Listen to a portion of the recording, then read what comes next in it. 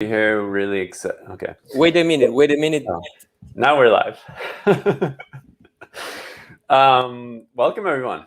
Very excited to have you here today for what will prove to be an excellent conversation between two eminent scholars in philosophy of education, critical pedagogy. I'm Jason Wozniak at Westchester University and one of the co-directors of the Latin American Philosophy of Education Society. So I just wanted to welcome everyone. I'm going to read the bios of Antonia Dardeer and Walter Kohan.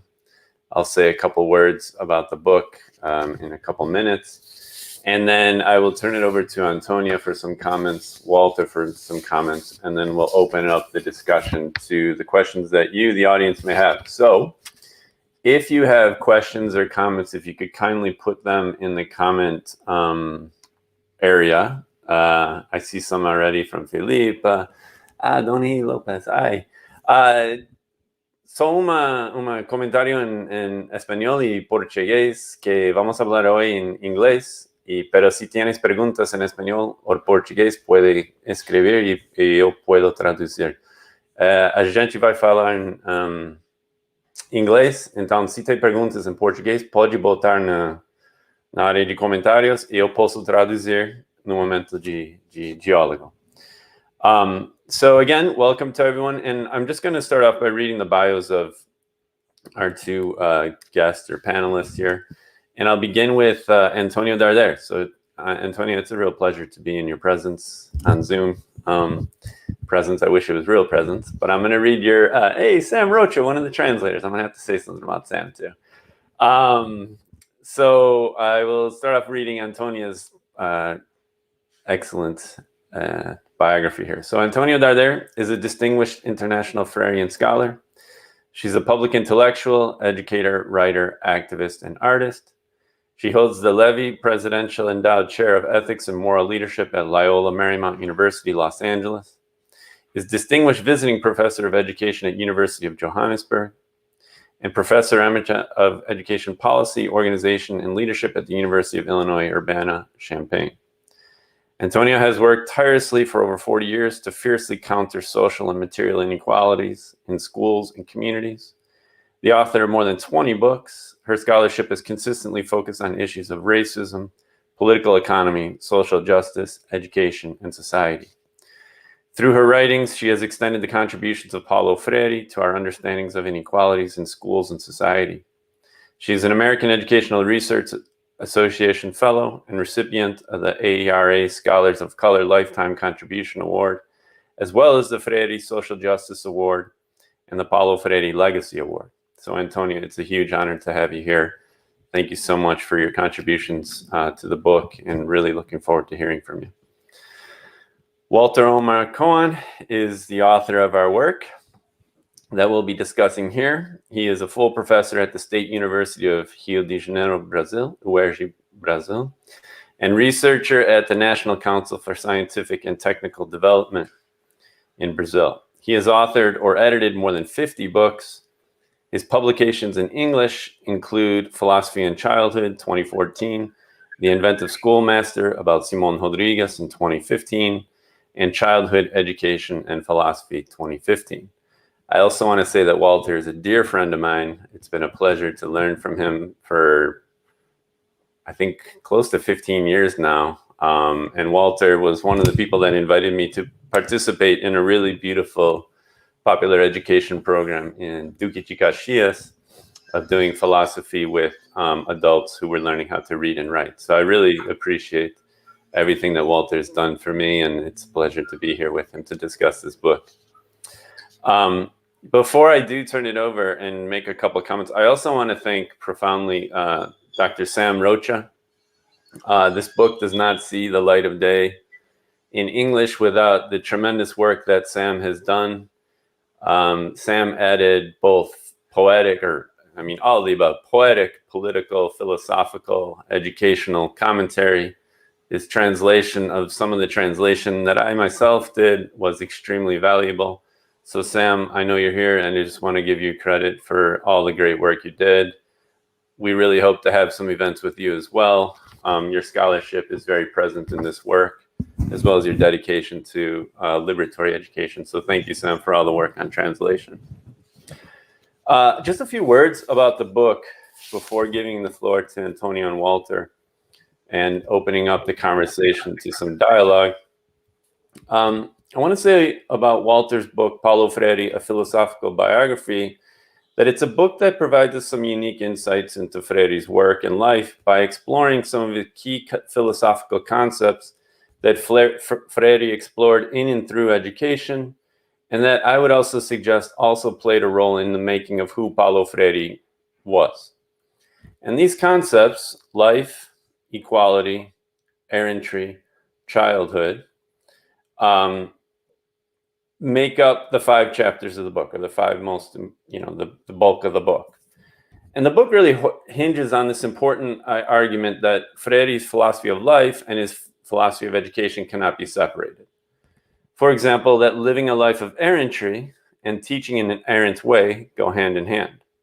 That learning how to love life is also to teach others to despise and actively oppose the oppressions that negate it, and so on and so on. And I wanted to state also, before giving the floor to Antonia, is that the title of this book in Portuguese is significantly different than its English counterpart. So the original title reads Paulo Freire, mais nunca, uma biográfica, I can't speak in Portuguese now, uma biográfica filosófica. So a literal translation would be Paulo Freire, more than never, a philosophical biography. And though I think it would have proven somewhat confusing to the English reader, I wish that we would have found some way, and we did try, to convince the publishers to let us keep the more than never in the title.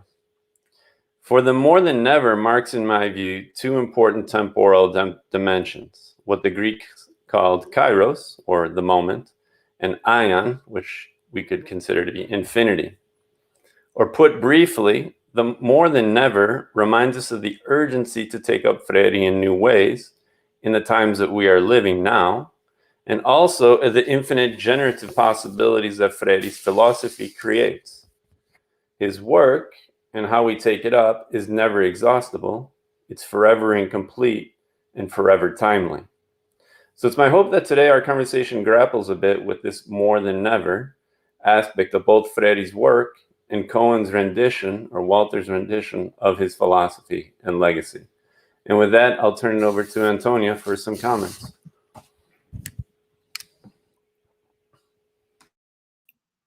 Okay. Thank you. Thank you so much, Jason. Thank you for this invitation. And I'm really happy to be here, mainly to celebrate Walter's accomplishment with this book. And I'll say a few words. Some may be people may hear us all 3 at some point repeat certain concepts, mainly because they are so important and they're so significant to the value of this book. So let me just kind of begin, and so that we can get eventually to the dialogue part of the program. So it's in the midst of a very contentious political moment that Walter Kohan's biography of Paulo Freire is published with this very clear and deliberate intent, right? That Freire is needed more than ever.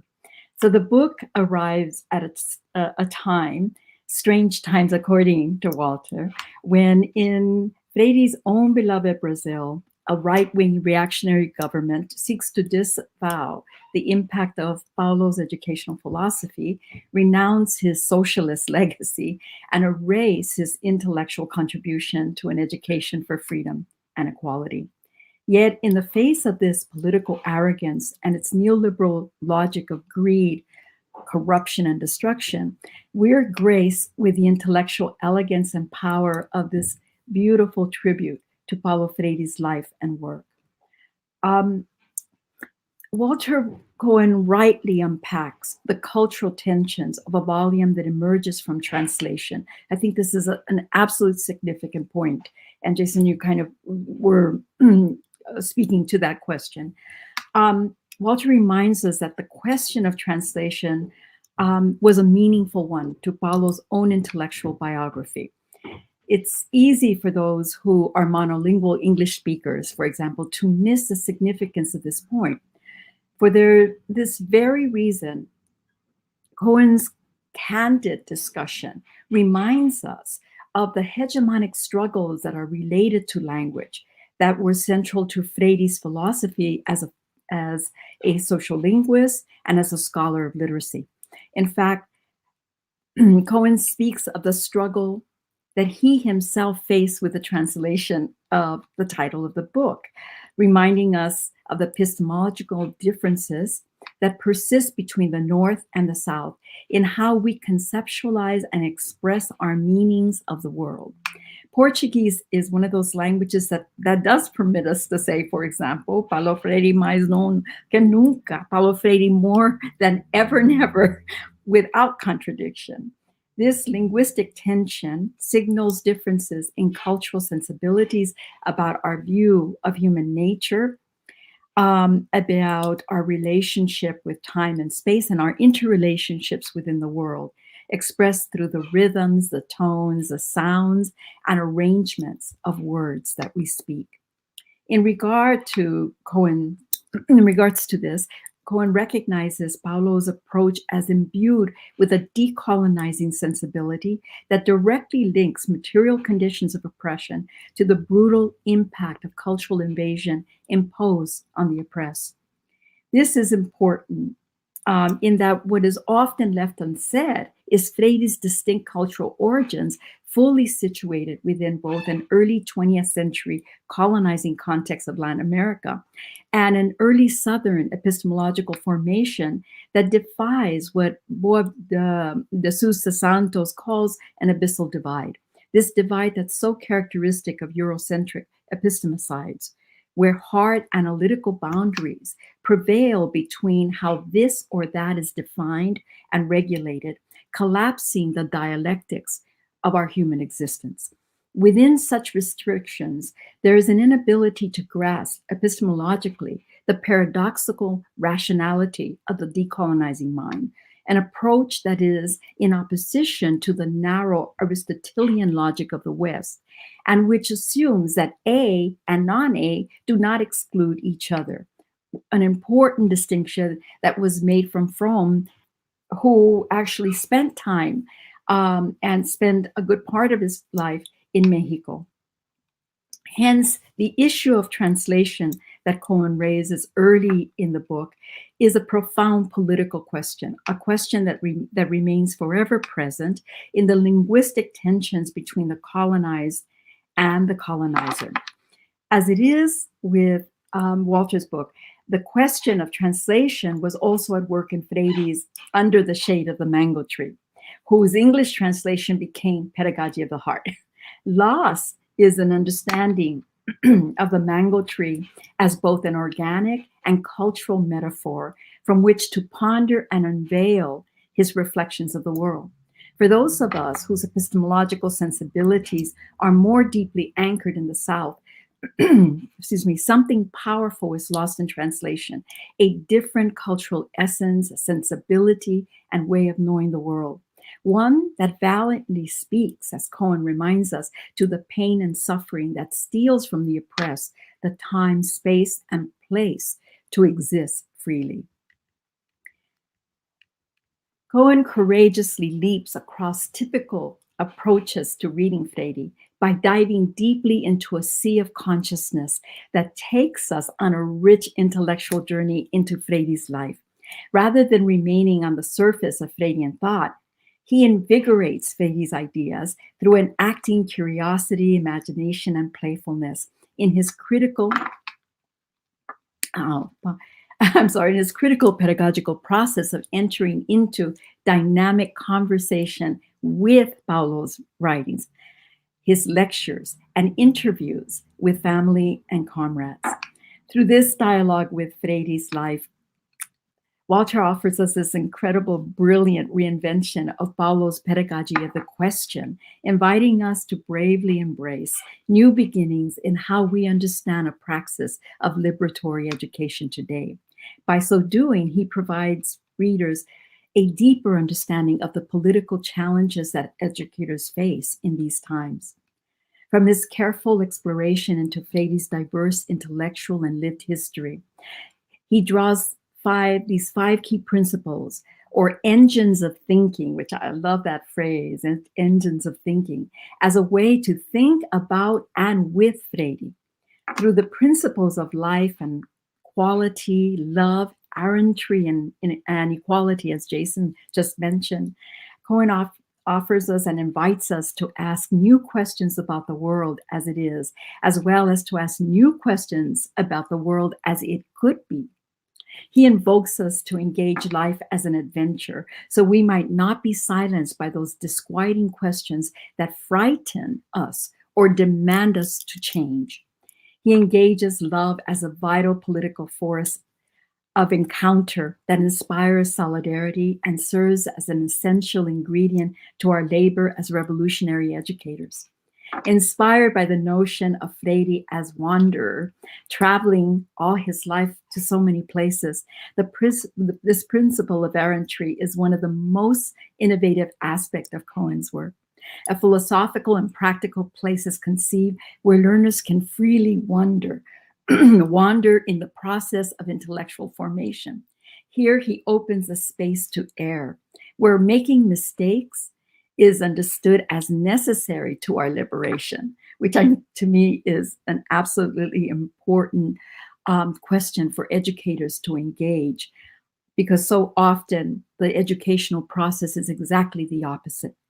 So Freire's notion of unfinishedness then is echoed here, particularly for those of us whose humanity has been systematically racialized and negated by the ravages of global capitalism. Finally, Cohen engages the principle of childhood, which points to a humanizing place of beginnings and to a new transformational politics of education. This speaks to a sense of hope and possibility.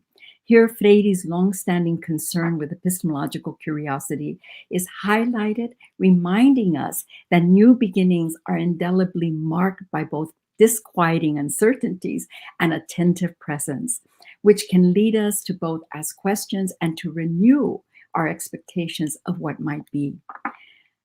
Cohen's cultivation of this childlike dimension is a brilliant move, in that Freire has never been timid about beginning anew. He considered it essential for educators and activists to cultivate this quality, in that youthful hopefulness is what allows us to embrace the present moment, remain open and curious about the world, exist with humility, and be touched and changed by our political and pedagogical relationships. More importantly, this childlike presence is a formidable antidote for despair and powerlessness. So there's no question that Walter Cohen's biography of Paulo Freire provides us this fresh lens by which we can better understand and practice the beauty of Freire's pedagogy. This book offers educators and activists forced to wander and labor within oppressive pedagogical constraints a grounded sense of hope and possibility, so we can better rethink and reinvent our current practices, as well as discover new pedagogical approaches to enliven our revolutionary dreams for a more just world. True to Freire's pedagogy. Oh my gosh. Walter ends this book by returning to the beginning. He reminds us that despite the difficulties and struggles we may face at this historical moment, we can nevertheless embrace the passion of Paulo Freire's life and pedagogy in order to propel us towards new revolutionary beginnings, where we can build together a world where it will be easier for us to love, labor, and dream free. Thank you.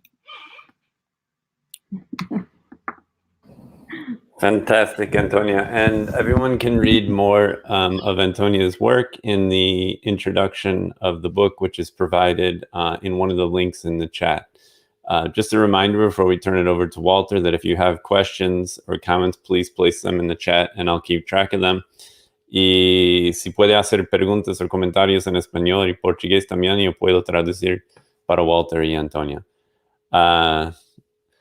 Por favor, Walter. The floor is yours. You're muted though, Walter. You're still muted. Now you're good. Thank you so much. Thank you so much, Jason. Gracias. Thank you so much, Antonia, for your generous and touching words, and that speak probably most of you that of the book. But I think your generosity is something in the eyes, in the sensitivity of who perceives. So I'm really thankful and touched. And I was especially interested in that the translation issue appeared in both Jason and your talk, because Jason translated the title, the Portuguese title, as Freire more than never, and you traduce it as more than ever. And that's something very interesting, because it's exactly the contradiction that you were mentioned that appears in a world where contradictions are dialectical or are moving, and in another world where they are like an obstacle to think, or a principle, a logic obstacle to think. So I would like to say something about this contradiction, because I think contradictions help us to think. So Paulo Freire more than ever, and Paulo Freire more than ever, seem to be saying the opposite, because more than never is any time. More than never could be, because never is no time.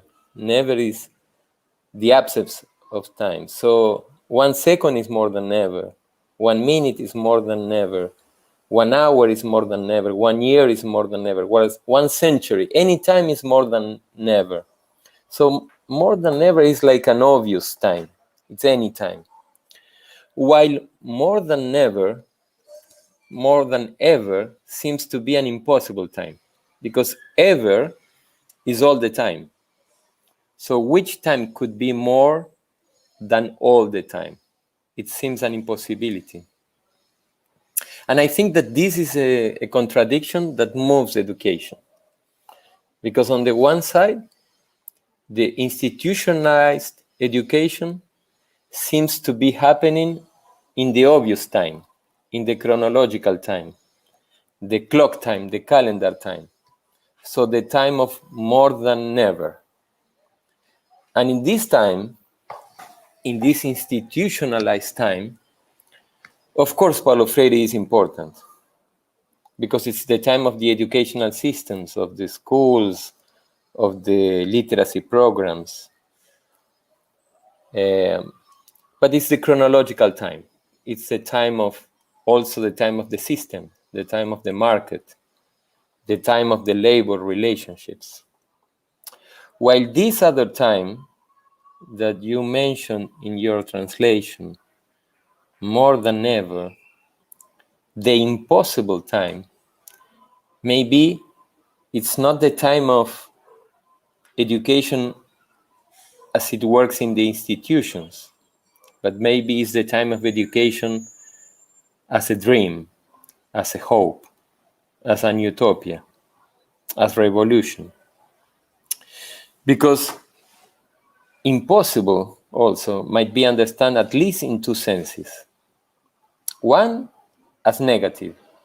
So what is impossible is what is not possible. So impossible might be understood as the lack of possibility. It is impossible because it is not possible.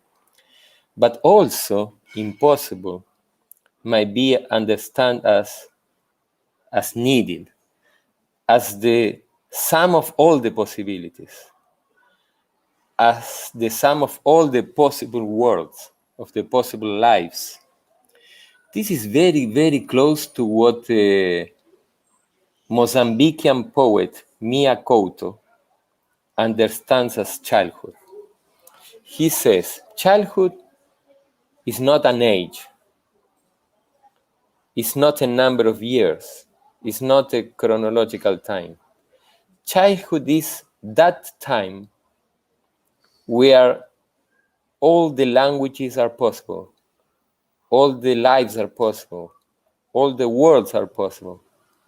It is that time before we are born when we speak and we are determined to speak one language. It is the time before the determination of language. It is the time of all the languages. It is the feeling, it is the time, he says, where we learn the feeling of time. It's the time of a child playing. It's a present time. It's a time that do not pass. It's not like the chronological time that only has future and past, because it never stops. It's not the time of the instruction, of the institution, that needs to evaluate the past learning in terms of the future accomplishment. It is a present time. So I think it is the time of a child playing. It is the time of loving. It is the time of the artist. It is the time of creation. It is the time of question, of the pedagogy of the question, because to question the world, you need to suspend the world. You need to stop the moving. You need to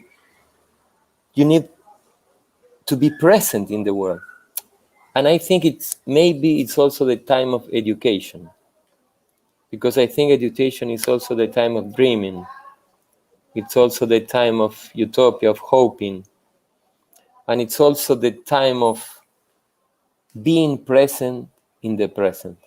So I think this translation issue that you mentioned so nicely, and Jason also, so this issue that the title can be translated, equally translated, as more than never or more than never, gives us a sign also of two times of education. Two times that are not only times of education, but are very, very deeply connected with the thinking and life of Paulo Freire.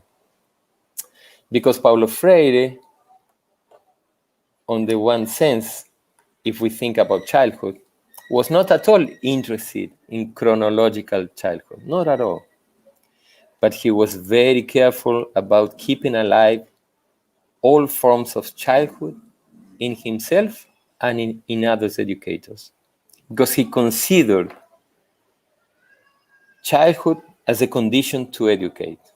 And maybe this is related to the impossible. Maybe this is related also to more than ever. So maybe this is related to the fact that to be educators or to live education, we need to keep alive our childhood. And this is a way of saying that to be educators, we need to keep alive the impossible. The time where we speak all the languages, where we spoke all the languages. The time where all lives were possible and all worlds were possible. So the time of utopia, the time of hope, the time of love, the time of art, and the time of questions, and the time of childhood. So thank you so much, Antonia and Jason, for being here. Thank you so much, Jason and Sam, for your impossible work of translation. And thank you for being engines of thinking, as Paulo Freire and as you are, for every person thinking that the impossible is not just the negation of the possible, but may be all the possibles that we need together, all the utopias and dreams, to make this world a world less difficult to love, a world more beautiful and more fair. Thank you so much, Antonia and Jason, and all the people who are here with us. Thank you, Walter. Antonia, would you like to offer a couple words in dialogue? I think one of the question that Walter was articulating is seminal. It's absolutely seminal in relationship to our work. because for me, I mean, the issue of oppression, it essentially what oppression does or attempts to do is strip us of possibility. It tries to convince us of what is possible is impossible.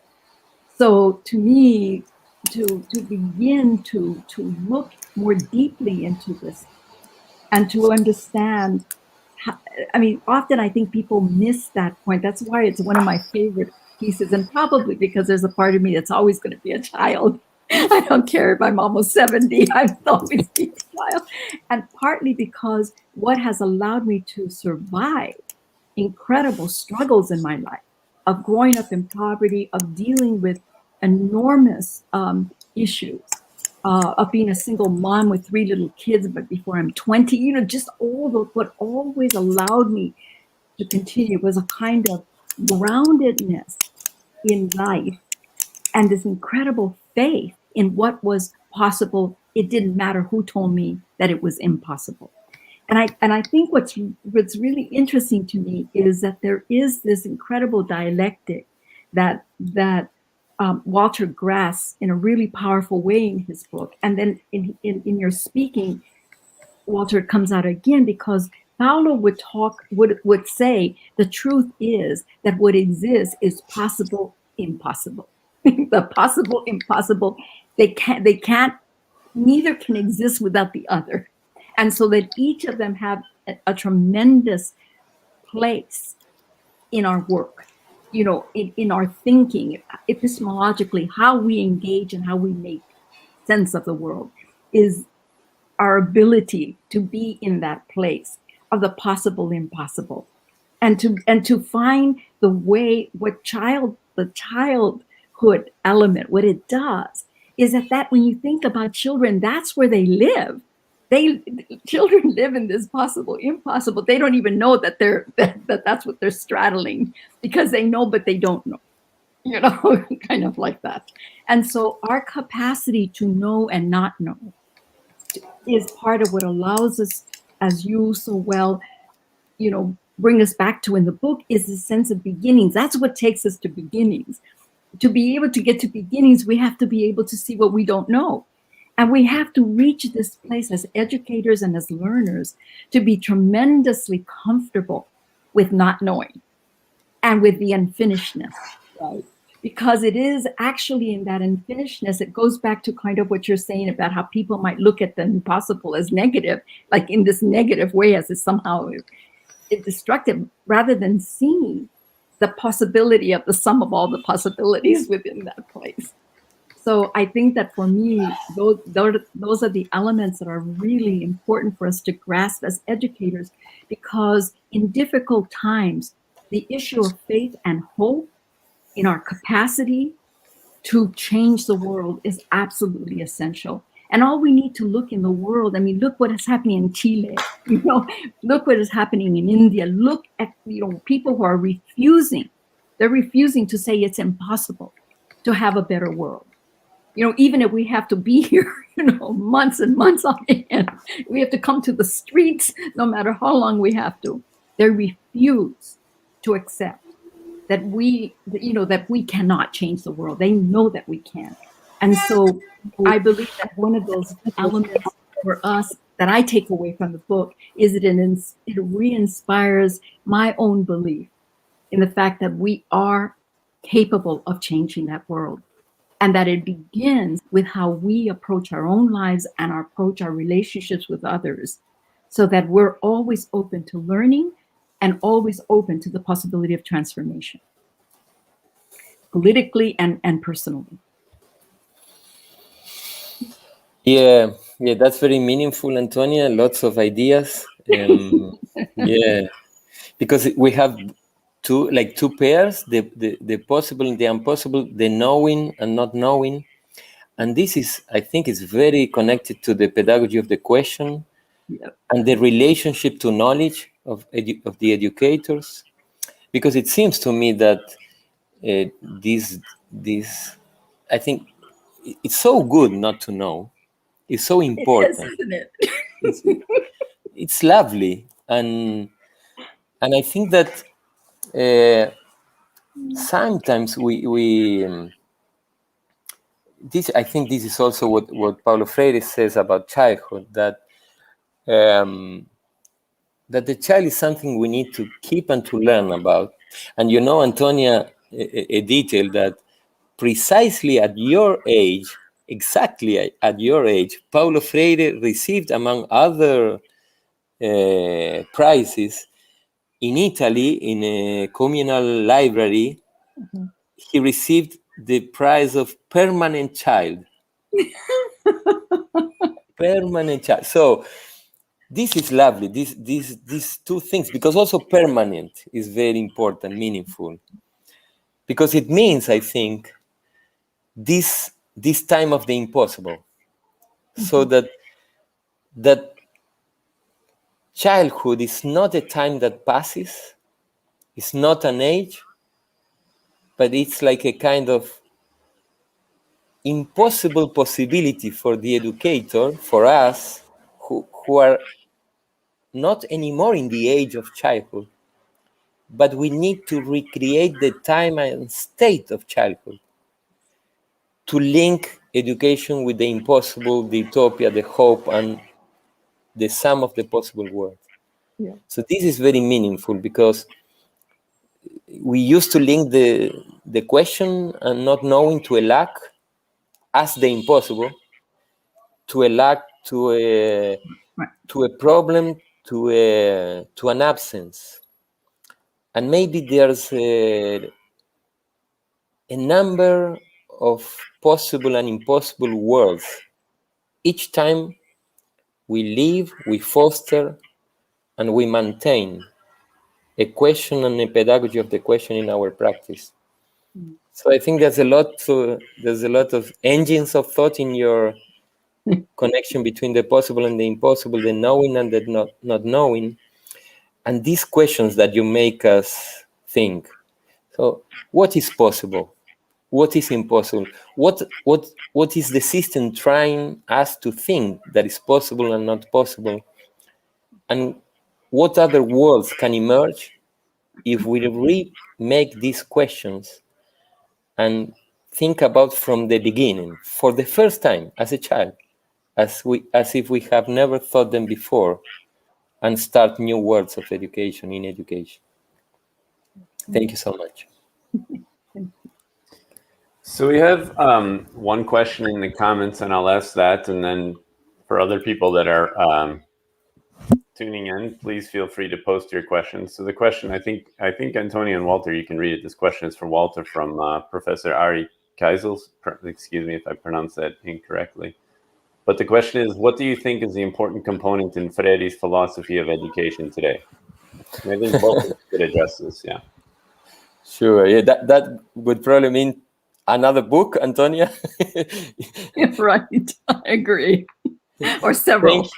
Several, yeah, a couple. Thank you so much. Ari is a good friend. He is the president of the International Council of Philosophical International Inquiry for Children. He is based at the University of Haifa, and so very thankful we are for your presence and your question, Ari, dear friend here.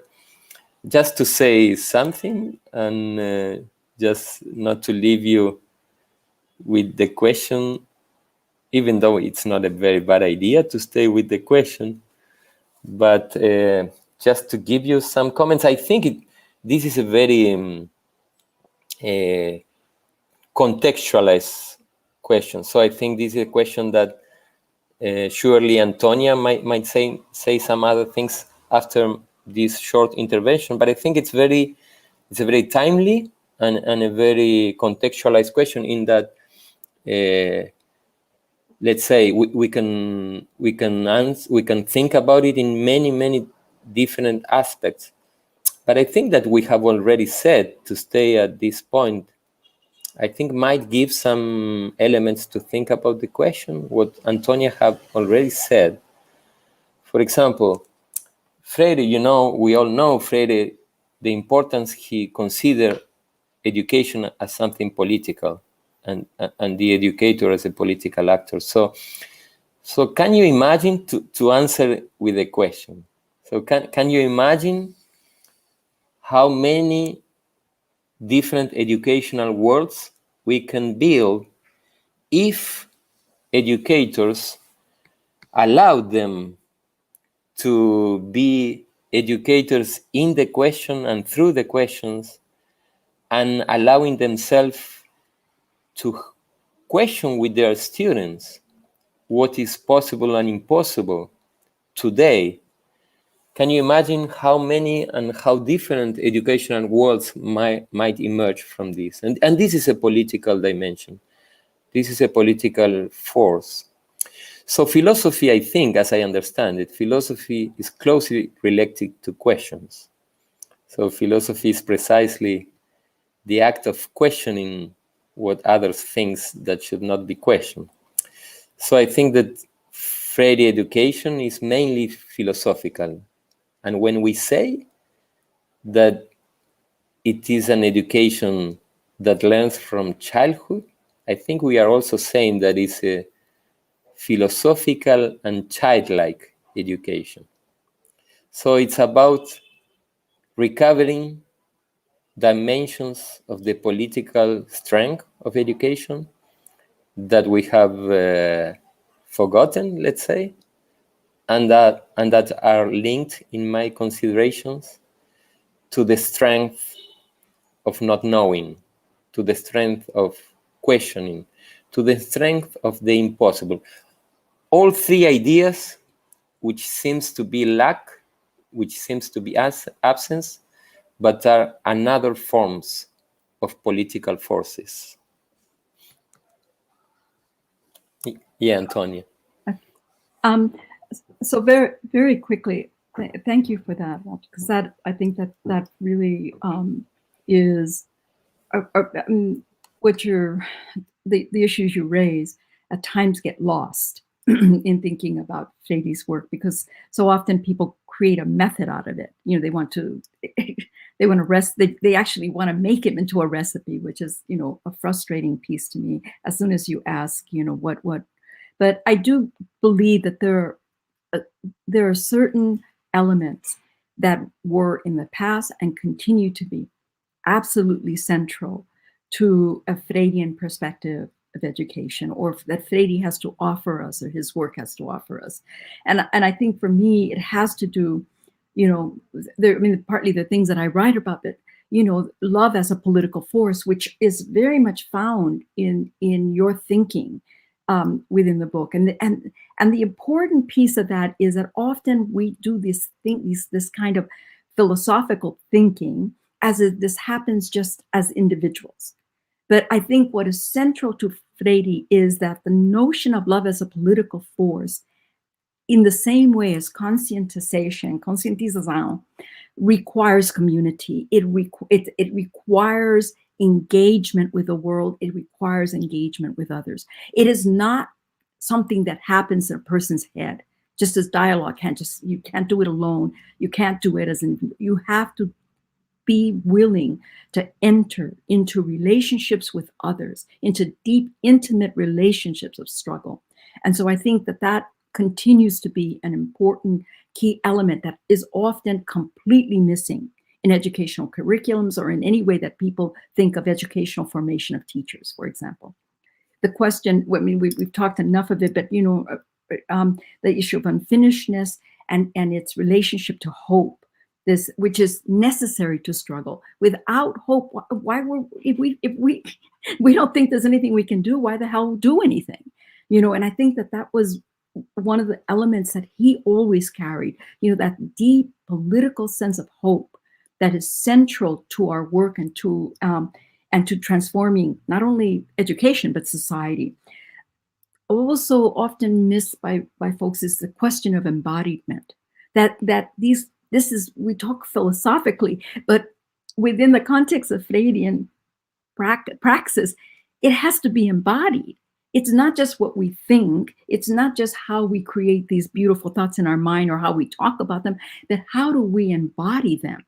Not only in the classroom, but in everyday life. So you don't become, for example, a Freirean educator when you walk into the classroom. It is a way of life, a way of engaging. I think also central to Freire's work is the critique of political economy. It's always there. Sometimes, it's missed. Sometimes it's not as systematic as some people would like it to be, but it is clearly there. I mean, the question of oppression is related to class struggle. I mean, it can't be denied that that's an important element, continues to be an important element in relationship to education. The fact that oppression is a dehumanizing phenomena, it strips us of our humanity, and that to counter our work in communities and our work in education has to be a humanizing process. For him, the praxis was a humanizing praxis. And I believe that all of these elements are linked to what he meant and what I hear you say, Walter, in terms of education as a political act. So I believe that none of that is out of fashion. None of that is out of date. In fact, again, we've needed that more than ever and more than ever. We need to bring those Freudian insights back into our thinking and to continue to deepen them. And I want to say that is one of the things that I appreciate about this book, is that is what I see you doing, attempting to deepen those. So maybe, to encourage people to ask questions in the chat again, and in the meantime, I'd like to ask a question of both of you. But before that, I have to say hello to Gustavo Sampaio, who I have not seen in years, who just appeared on the chat. So Gustavo, um grande beijo. Faz muito saudade. So I do want to ask a question about something related to what was just brought up. And it has to do with, if you could both briefly remark on the ways in which you think these concepts / chapters of life, equality, love, errantry, and childhood play this double role of both negating dehumanization and opening up the possibilities to be more, or this Freirean phrase, ser mais. So like open up possibilities for potential. And then we do have a question after that from Mon. So maybe just a quick comment and then a question from Mon Gregory.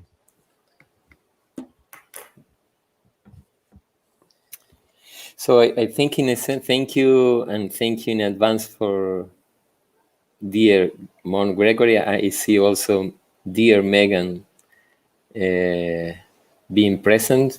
You are both very meaningful for us. Well, I think that Jason, I think that in a sense, Antonia now said about love, the example of love, which is like in the book, it's one of the 5 engines or principles.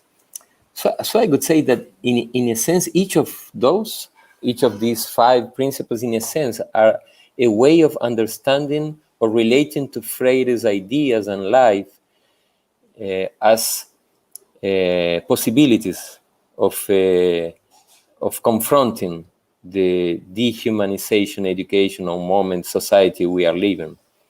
So I also agree with Antonia that there's a way of understanding in terms of political economy, society, a way of, let's say, not accepting capitalism, neoliberalism. So there's a context, and this is part of the context. So the context is we live a very unhappy, a very politically oppressive world. So how can we make it? How can we actualize the political dimension of education? How can we make it real? This humanization process, or this confrontation to the dehumanization process. And so I think that these words, 5 words, are like examples or suggestions of paths to walk a more humanization process or road, like life, so not to live life outside, like equality, starting from equality, everyone is able to learn anything if given the conditions to that. Love, as they believe, like a new world is always possible to be born. Errantry, as understanding education as a journey, as a wonder, and not as a destiny, and also childhood as the pedagogy of the question, as the time of childhood, as the time of present. So I think, in a sense, if I understood, Jason, your question, I think that these are just words. I don't think they are the single words or the best one. Maybe there are hundreds of other words. It's like Antonia said, like an engine, like an invitation to educators to think in their own words, to confront this dehumanizing world we are living in. Jason, I mean, I very much I resonate a lot with Walter's perspective. You know, he's definitely a brother, a brother here, as I know that you are as well. And I think that what comes to me is, I mean, the reason I like the notion of engines of thinking, you know, is because it's like moving parts. Like none of these exist alone. None of them can exist separately. And they all fuel each other in the process of this journey. And it is through our capacity to embrace the journey in these ways that open us up to be able to engage with many of the Freudian concepts that he put out there for us. Mm-hmm. So this sense of the body, of understanding that nothing can be transformed. Nothing can be, I'm sorry, I thought I heard him. Toilet flushing. I can't help myself. I'm sorry.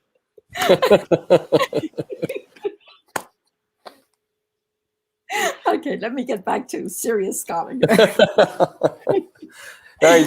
It's interesting. We're enjoying the kind of childhood, a kind of time of childhood. That's lovely. So in many ways, what often happens within the Western context, and I want to go. I think that people, I mean, that's why I come back to being a Southern epistemologist. There are differences where we start. Not that we can't find places where we arrive and we engage, but there's differences in where we start. And one of those is the sense of consciousness, again, not as this abstract, transcendent phenomenon, but consciousness as an embodied phenomenon. That all transformation, that the way that consciousness evolves and moves and develops in our lives and our relationships with each other has to do through our labor, through our embodiment of our ideas. So that it becomes an important question when we think of ideology, right? Because again, you know, Freire was posing a different way of thinking of the world, a different way of thinking of education. And the way that we think is linked to the decisions we make about how we act in the world. How we act upon the material conditions of our world can transform our world, or it can keep it in exactly the same place, you know? So this notion of engines of thinking, they're really engines to rev us up in terms of our relationship to the world, and understand that the relationship with the world, we have to think of it materially, not just ideologically, not just in our heads, not just cognitively. We need to engage it materially, because it is in the material conditions that we transform. It comes from our thinking together, our dialogue and engagement, but that isn't enough. We need to bring those ideas and those ways of thinking into embodiment. And through that embodiment, the possibility of transformation is present for us. So I think that's one of the things. The other thing I just wanted to say really quickly is that when I was listening to Walter, I also realized that, you know, the notion of not knowing, for example, going back to that piece, if you think about so many people, how fearful they are about not knowing, they're afraid of not knowing. And so the consequence is that they try to create a world that where they feel like they know everything. You know, I always think that some of the most tyrannical people I know are the people who feel like they have to, you know, they have to be the smartest person in the room. You know, I mean, it's just so frustrating. It's like, there's so much I don't know. And if I knew everything, I wouldn't need you. And if I didn't need you, we wouldn't have community. We wouldn't create, societies. We wouldn't. I know I'm going off there, but what I'm trying to say is the manner in which control and fear are linked to the fear of not knowing, and how that not knowing then links to these questions of what's possible and impossible, because often what is judged to be impossible is that which makes us afraid. And so there's, or doesn't feed the interest of those who are in power because of their fear of losing control. And so I think that there's so many questions that are always at work here as we try to think about what negates, going back to your question, Jason, which is always a central question to the work. What negates our humanity? I mean, Paulo was absolutely concerned about that question. The negation of our humanity. Otherwise, he would not have insisted that education needed to be a humanizing process, that the conditions had to open the spaces for students to have experiences where they could actually experience themselves and each other in a fluid way, in a way that they learned together and began to understand that the process of transformation requires that kind of collective work, that solidarity, that communion with one another. And through that communion, the process of consciousness develops and evolves. And it's a continuous thing. It's not a place you get to. I've heard people saying like, oh, who's more conscious? No, consciousness is a state of mind. It's a way in which we're engaging. And I feel that in some ways, those engines of thinking, in another way of saying them, are part of what encapsulate or engage, maybe that's not the right word, but it motivate the movement of consciousness in our lives and in our relationships with others. And that might be a nice segue into what could be the last question for the night or day, depending on where you are. And it's from Mount Gregory. I think Mount's question brings together a lot of different elements of some of what's been said already. And Mount asks, Mon, sorry, I'm having all sorts of pronunciation questions here, thinking in different languages. So Mon asks, how does dwelling in limitless possibilities and not knowing become a method to struggle against specific mechanisms of oppression? So this is a lovely question to maybe provide some final thoughts on.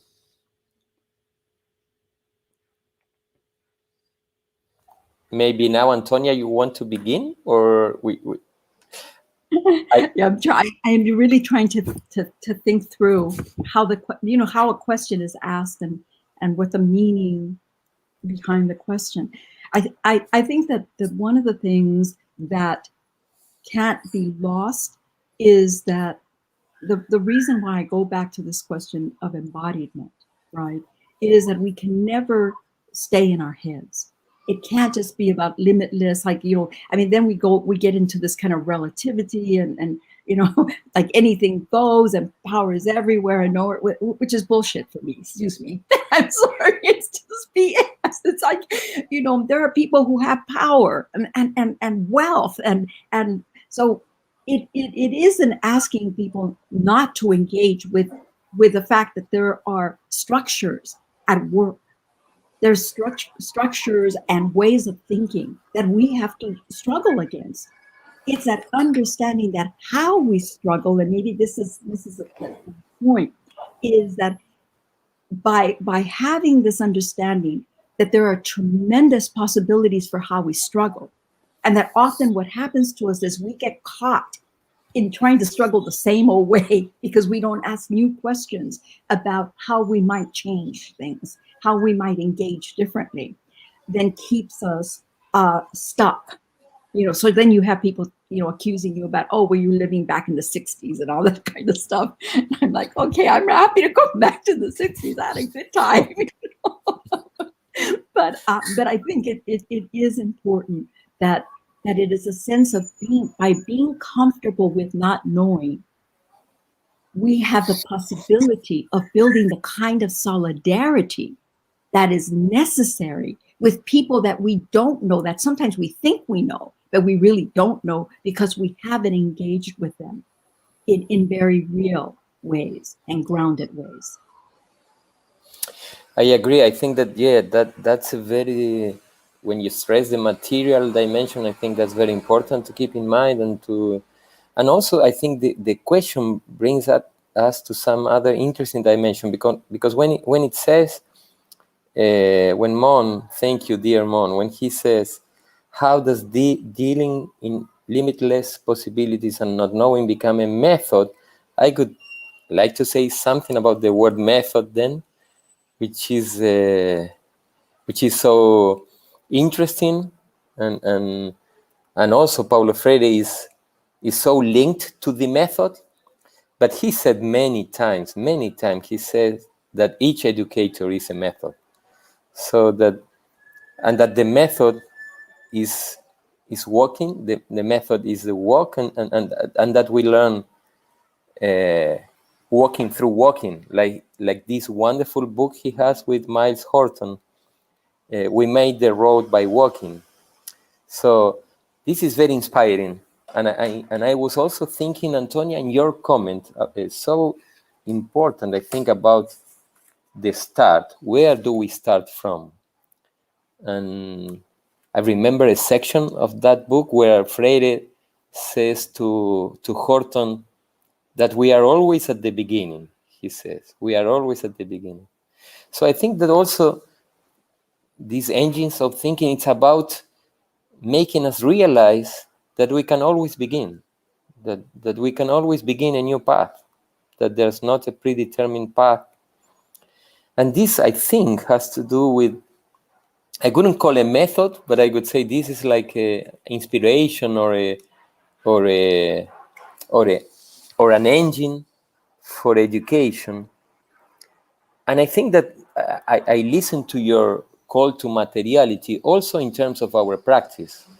So also I think that even in the spaces we work, even in universities, schools, informal education movements, social movements, I think that we have to be very careful to be the persons we think we should be. So to make the questions we think we should make. So it's not about, I also understand your materiality as a call to practice what we think, to make really the questions in the context we work. And this has to do, I think, with the specific mechanisms of oppression, because oppression is very sophisticated and crosses in different ways all our lives. So I think it might be interesting to think this appeal to not knowing, to questioning, to start and restart in our concrete practices, educational, social, political practice. I think childhood has to do with that. Childhood is not an age, but they believe that we can always begin, that it's always time to begin. And so that's also why I think education needs to listen to childhood. That I think it's a condition of educators to think that they can always start a new world, and start might mean specifically and materiality confront the oppression we suffer in different forms and ways.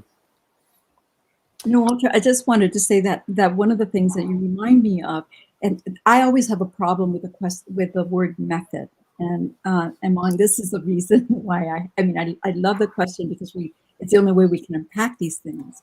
But the problem I always have with the word method is that it tends to be very linked to trying to control, to trying to have a codified way of doing something, and that often methods are pushed, especially on teachers. They're just pushed down, they're codified, and then they become just stagnant ways of doing things that are suddenly detached from their origins. So I think that the reason I like the word praxis and the reason, or practice, is more that there's an understanding that that's always contingent on the conditions that we're dealing with. So there isn't one way to be in the world, one way to teach, or one way to engage a student, or one way to struggle out in communities. We have to be able to engage the questions of power, the configurations of power that are at work. We need to understand the conditions that we're facing in order then to find the best practice for that particular historical moment in which we find ourselves. And in that way, we also are able to maintain the suppleness, Walter, of what I feel you're trying to bring forth with this notion of these engines of thinking. They allow us intellectually, spiritually, emotionally, even physically, to maintain a suppleness of being that allows us to welcome the world, to encounter the world, rather than to close down and constrict ourselves. So I do want to defend method for a second by saying method. Go right ahead. Well, in two very quick ways, and then we'll end with last comments from you. But the etymology of the word method comes from meta hodos, and hodos means way, and it also means like the pursuit of knowledge. And so I do think there is something to be said about pursuing different ways to confront oppression as a method. And I also have in the back of my mind, and I'm not sure if Mon has read this book or had this in thought as well, but there's this beautiful book by the Chicana feminist Chela Sandoval called Methodologies of the Oppressed that a lot of this conversation reminds me of, where there's this method of moving between different types of consciousness in order to combat different forms of oppression, so on and so forth. I did want to end, though, that not with final comments, but in a very Freirean way, if you could both just leave us with two questions for us to ponder after engaging in this work, engaging with Paulo Freire, and engaging with some of the conversation today. So maybe as closing thoughts, you give us something to think about by leaving us with a question each, and then we'll sign off from there. Well, I want Walter to have the last word, so I will leave you with the question with which I live. And the question I live with is, what are the consequences of the way I think? And what are the consequences of the way that I behave and the way that I engage or disengage? What are the consequences of my way of being in the world? Ultimately, is how I struggle for coherence, for integrity, and the way that the issue of vigilance. What are the ways in which we learn to be self-vigilant, so that we can be coherent and live with integrity? So, what are the consequences of my actions, of my words, of my deeds?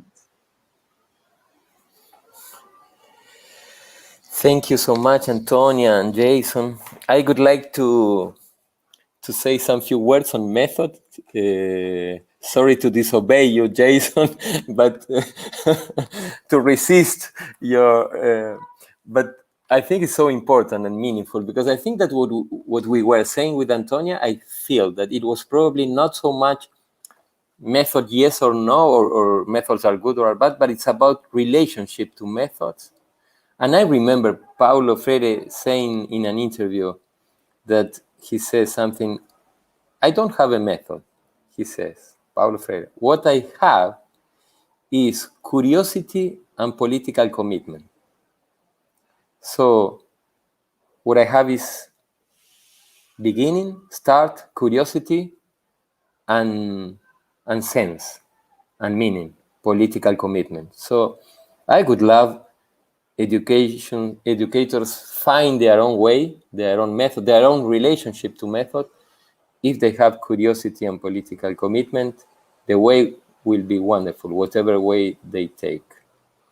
And Jason, if you allowed, I don't know if you want to say something more, I would like to offer you music as a thankful to being here, Antonia, Jason, and our friends. Paulo Freire loved to invent words. And one of the words he invented was esperanzar, which is a verb. You know very well, Jason, in the Pedagogy of the Oppressed, how Paulo Freire made a difference between, in Spanish or in Portuguese, they are mostly the same root, the same word, esperar and esperanzar, but he makes a huge difference between the passive wait, the passive espera, and the active and fighting esperançar. And so it's a very difficult moment in Brazil, but we don't want to lose hope, and we don't to hope, because esperançar would be like hope, which I think is a verb in English, but it's not a verb in Portuguese. He invented it as a verb. So let me share with you this music as a present, as an offer, to continue hoping. And I hope this will work. Let me say if you listen to it properly.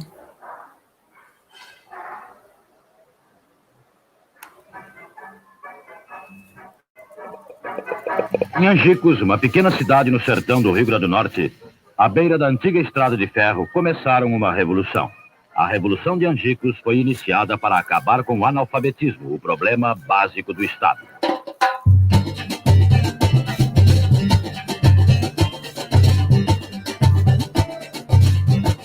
O menino lê o mundo, olha o céu e risca o chão. Traça a linha do horizonte, silencia, vai à fonte, dança solto na amplidão. Brinca, canta, segue, vive, vai crescendo o homem livre, sob o sol de Jaboatão. Do Recife se fez mestre, em Angicos ele acende um farol que vai bem fundo, uma luz feita pro mundo, de uma nova educação. Canta a bela melodia, traz a velha fantasia, rompe com qualquer prisão. Sua voz se faz canção, seu olhar abre horizontes, guarda a força da semente, vive o mestre em quem aprende, esperançar por esse chão. Vamos reaprender o Brasil, esperançar por esse chão. Vamos encantar a nação, esperançar por esse chão. Vamos cantar a vida de novo. Paulo Freire morre não. Vamos reaprender o Brasil, esperançar por esse chão. Vamos encantar a nação, esperançar por esse chão. Vamos cantar a vida de novo. Paulo Freire morre não. Vamos reaprender o Brasil, esperançar por esse chão. Vamos encantar a nação, esperançar por esse chão. Vamos cantar a vida de novo. Paulo Freire morre não. O menino lê o mundo, olha o céu e risca o chão. Risca o chão. Traça a linha do horizonte, silencia, vai à fonte, dança solto na amplidão. Brinca, canta, segue, vive, vai crescendo o homem livre, sob o sol de Jaboatão. No Recife se fez mestre, em Angicos ele acende um farol que vai bem fundo, uma luz feita pro mundo, de uma nova educação. Canta a bela melodia, traz a velha fantasia, rompe com qualquer prisão. Sua voz se faz canção, seu olhar abre horizontes, guarda a força da semente, vive o mestre em quem aprende, esperançar por esse chão. Vamos reaprender o Brasil, esperançar por esse chão. Vamos encantar a nação, esperançar por esse chão. Vamos cantar a vida de novo. Paulo Freire morre não. Vamos reaprender o Brasil, esperançar por esse esse chão. Vamos encantar a nação. Esperança por esse chão. Vamos cantar a vida de novo. Paulo Freire morre não. Vamos reaprender o Brasil. Esperança por esse chão. Vamos encantar a nação. Esperança por esse chão. Vamos cantar a vida de novo. Paulo Freire morre não. Paulo Freire morre não. Paulo Freire morre não.